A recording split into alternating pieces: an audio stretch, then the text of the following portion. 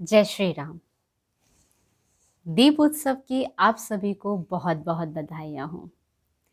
दीपावली का पर्व आ गया और ये 5 दिन का पर्व आपके और मेरे जीवन में प्रकाश का पर्व बनकर आया है। और ये प्रकाश हमारे साथ परमात्मा की कृपा और राम जी के आशीर्वाद से हमेशा साथ रहेगा।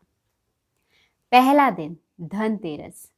धनतेरस वास्तविक रूप से धन त्रयोदशी या धन्वंतरी त्रयोदशी का एक अपभ्रंश शब्द है, जिसे हम धनतेरस के नाम से जानते हैं। अगर कहा जाए तो ये धन्वंतरी जयंती के नाम से भी जाना जाता है। आज ही के दिन भगवान धन्वंतरी ने समुद्र मंथन से प्रागट्य कर कर अपने हाथ में एक कलश, अमृत कलश और आयुर्वेद शास्त्र लेकर प्रकट हुए थे। आयुर्वेद शास्त्र हमारे भारत का एक वो आधुनिक या एक पारंपरिक शास्त्र जिसके माध्यम से हमको स्वास्थ्य प्रचुर मात्रा में प्राप्त होता है, जो सुश्रुत के माध्यम से सारे संसार को भगवान धन्वंतरी ने प्रदान किया था। इस चीज को देखते हुए पिछले कुछ वर्षों में ही हमारी भारत सरकार ने धनतेरस को यानी धन त्रयोदशी को राष्ट्रीय आयुर्वेदिक दिवस के रूप में भी मनाना स्वीकार कर दिया है। अब बात आती है कि आखिर ये धनतेरस है कब, क्योंकि इस बार 12 नवंबर और 13 नवंबर में सब लोग बड़े कंफ्यूज हो गए हैं कि धनतेरस कब है तथा धनतेरस में हम ऐसा क्या विशेष उपाय करें तथा धनतेरस में मनाना इतना आवश्यक क्यों है। प्रकाश का पर्व है और हमारे जीवन में इसकी उपयोगिता या इसकी प्राप्त होने वाली ऊर्जा को हम अपने जीवन में कैसे धारण करें, इन सभी विषयों पर आज हम बात करेंगे। पहली बात कि धनतेरस का शुभ मुहूर्त कब है और ये कब है हमारे जीवन में, तो बात करते हैं। तो धनतेरस 12 नवंबर को प्रारंभ हो रही है रात के 9:30 पर। लेकिन ये रात को प्रारंभ हो रही है यानी उदया तिथि में नहीं है, इसलिए 13 नवंबर को ये समाप्त हो रही है 5:58 पर। तो यानी हम 13 नवंबर को ही धनतेरस मना सकते हैं क्योंकि उदया तिथि में आ रही है।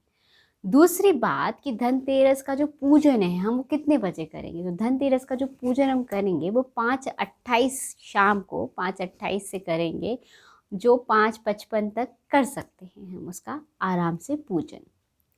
अब बात आती है कि धन्वंतरी भगवान इस दिन प्रागट्य करते हैं आपके जीवन में और मेरे जीवन में समुद्र मंथन के दौरान, तो हमें क्या प्राप्त होता है, निरोगी काया। इसलिए हम लक्ष्मी के पदार्पण से पहले धन्वंतरी का पूजन करते हैं, क्योंकि आज कितना भी हम श्रेष्ठ बन जाए, कितना भी हमारे जीवन में समृद्धि आ जाए, लेकिन हमने अपने जीवन में जो सुख की महत्वता को दिया है, जो स्वास्थ्य की महत्वता दी है, वो हमेशा प्रथम दिए हैं। इसलिए कहा भी जाता है पहला सुख निरोगी काया, दूसरा सुख घर में माया।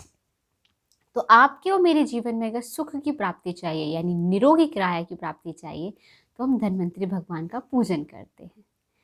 दूसरी बात ये आती है कि इसी दिन माता लक्ष्मी का भी प्रादुर्भाव हुआ था समुद्र के द्वारा, और उन्होंने भगवान विष्णु का वरण किया था और वह विष्णुपति कहलाई थी।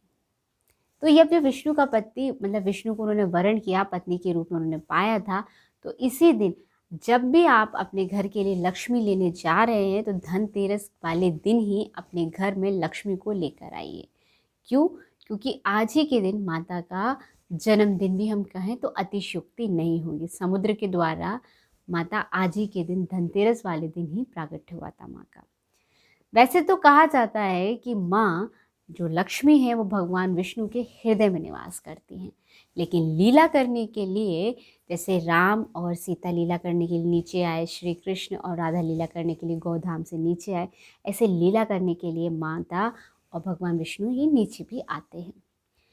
माँ लक्ष्मी की जितनी भी बात की जाए उतनी कम है, क्योंकि माँ लक्ष्मी अपने बच्चों में हमेशा अपना ही रूप देखती हैं कि ये भी समृद्धशाली हो, ये भी वैभवशाली हो, लेकिन वो उन्हीं के घर वास करती हैं जो भगवान की सच्चे दिल से भक्ति करते हैं, क्योंकि वो विष्णु प्रिया है। जहाँ विष्णु का नाम नहीं होगा, जहाँ विष्णु को भजा नहीं जाएगा, वहाँ लक्ष्मी कभी नहीं ठहरती। तीसरा, आज ही के दिन यानी धनतेरस वाले दिन कई लोग यम की भी पूजा करते हैं या यम का दीपक लगाते हैं। वैसे तो कार्तिक मास होता ही दीप दान करने का है, लेकिन आज के दिन दीप जरूर लगाते हैं। शास्त्रों में इसके लिए कथा आती है कि एक राजा थे राजा सगर। और राजा सगर का एक पुत्र था। जब वो पुत्र था तो उसके पुत्र की जन्म पत्रिका में लिखा था कि ये विवाह के चौथे दिन ही ये मृत्यु को पा जाएगा। जब ये बात उसकी पत्नी को पता चली विवाह के दौरान कि मेरा पति 4 दिन बाद ही मर जाएगा, जब उनको ये बात पता चली तो उसने, वो जब राजकुमारी थी, एक देश की रानी भी बन गई थी, तो उसने अपने घर के सारे बर्तन निकाले और सारे बर्तन अपने महल के चारों तरफ रख दिए तथा चारों तरफ दीप दान करना प्रारंभ कर दिया और इतना उजेला कर दिया। और उसने रात भर अपने पति को हरि भजन सुनाया, हरि कथा सुनाई, जिसके द्वारा क्या हुआ, जब भगवान यम उसके पति को लेने आए तो प्रकाश की रोशनी में वो उस अंधेरे को क्रॉस ही नहीं कर पाए, उस उजाले को क्रॉस नहीं कर पाए, निकल नहीं पाए, और उसने अपने पति की जो मृत्यु का समय था वो टाल दिया। यह देखकर भगवान यम वहाँ से चले गए। तो आज के दिन ही, मतलब धनतेरस वाले दिन ही, बहुत से लोग यम का दीपक भी लगाते हैं लंबी आयु के लिए। ये तो हुई पौराणिक बातें, लेकिन अगर कुछ व्यवहारिक बातें की जाए तो बहुत अच्छा होगा। पुराण ने कहा धनतेरस है, हमें दीपक लगाना चाहिए, दीपदान करना चाहिए, भगवान विष्णु का भजन करना चाहिए, ये बात सच है। लेकिन सबसे बड़ी बात, धनतेरस वाले दिन हम वो सब करते हैं जिससे हमारे जीवन में वास्तविक ऊर्जा इन्हेंस होकर हमारे पास आ सके। यानी हम क्या करते हैं, नए वस्त्र खरीदते हैं, दीपदान देते हैं, नए बर्तन खरीदते हैं, भगवान का कोई विग्रह लाते हैं, लक्ष्मी और गणेश के रूप में ही लाते हैं। लेकिन लक्ष्मी गणेश को सब पूछते, कई कई बार हम सरस्वती को भूल जाते हैं। देखिए, याद रखें, अगर बुद्धि ही ठीक नहीं होगी तो धन नहीं ठहरेगा। अगर ज्ञान ही नहीं आएगा तो बुद्धि किस चीज़ पर रहेगी। तो सरस्वती का पूजन भी करना चाहिए। दूसरा, हमारे जीवन में धन क्या चीज़ है, धन की वैल्यू कहाँ से उत्पन्न होती है। तो हम लोगों के सबसे जीवंत जो धन है वो हमारे माता पिता होते हैं। अगर हमने धनतेरस वाले दिन हमारे अपने बड़ों का हमने ख्याल नहीं करना चाहा, या उनकी कोई ऐसी बात रही जिससे वो दुखी हो गए, तो हमारे जीवन में अंधेरा ही रहेगा, कभी उजाला आ ही नहीं सकता। दूसरी बात, जो हमारे जीवन में वास्तविक धन होता है वो हमारा पुण्य का धन होता है, हमारे जप का धन होता है। कोई अपना पुण्य ऐसे ही नहीं दे देता और कोई पुण्य ऐसे कमा भी नहीं लेता। तो मैं कहूँगी कि धनतेरस वाले दिन आप रात भर जितना हो सके, रात में दिन में उतना हरि भजन करें, क्योंकि भगवान हरि का जितना हम भजन करेंगे, क्योंकि वो माता लक्ष्मी को भी प्रिय हैं, धन्वंतरी भगवान के वो अवतार भी हैं और यम उनके परम शिष्य भी हैं।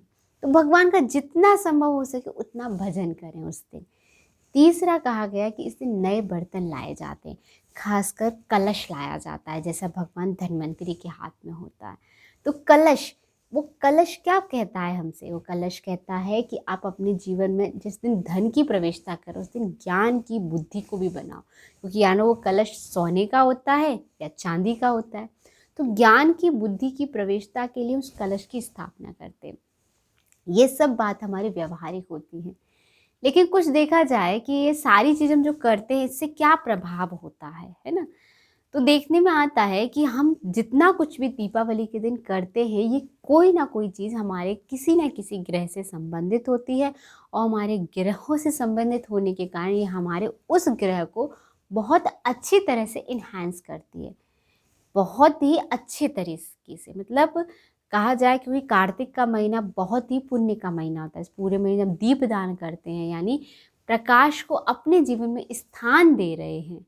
तो उस दीपदान के साथ साथ हम अपने ग्रहों को भी बहुत पॉजिटिव कर रहे हैं। जैसे बर्तन चांदी के या सोने के, अगर चांदी के हुए तो हमारा चंद्रमा इन्हेंस होता है, और सोने के हुए तो हमारा सूर्य को बल मिलता है, यानी हमारी माता और पिता दोनों में को बल मिला।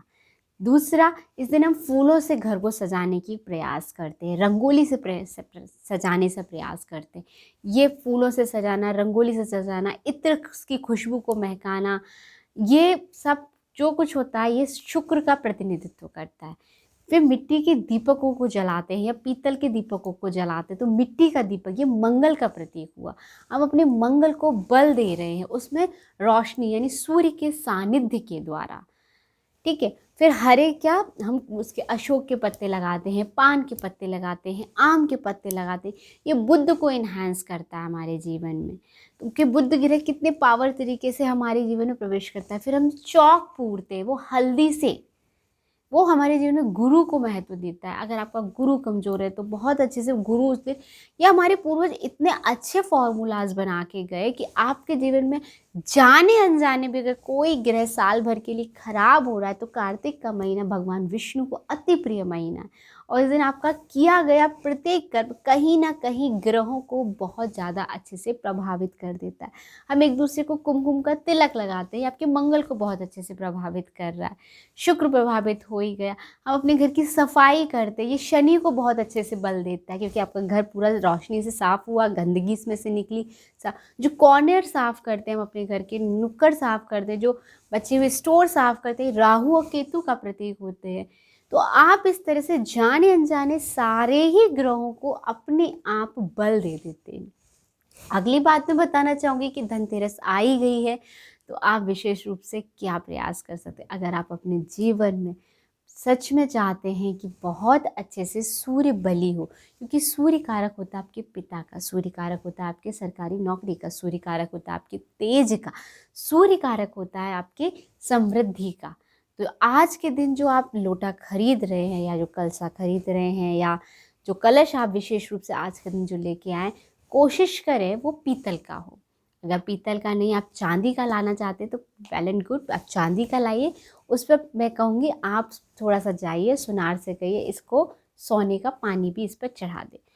और बस कुछ नहीं, आज से यानी दीपावली के दिन से आप उस लोटे से डेली सूर्य को जल देना प्रारंभ कीजिए।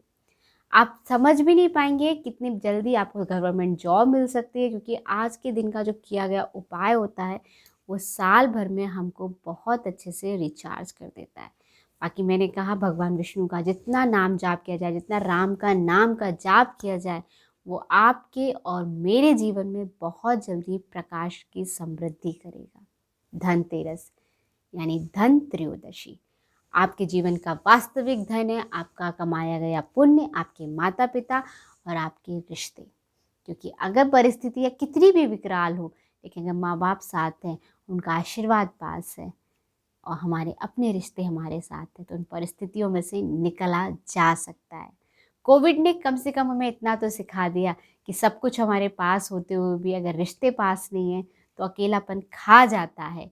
लेकिन अगर रिश्ते साथ हों तो ज़रूरतें ना होते हुए भी छोटी छोटी आवश्यकताएं हम बहुत सहज पूर्ण कर सकते हैं। अच्छा, अगर आपको मेरी बात समझ में आई हो तो इन बातों को सुनिएगा, समझिएगा, फॉरवर्ड कीजिएगा, लाइक कीजिएगा और सब्सक्राइब कीजिए। तब तक के लिए जय श्री राम।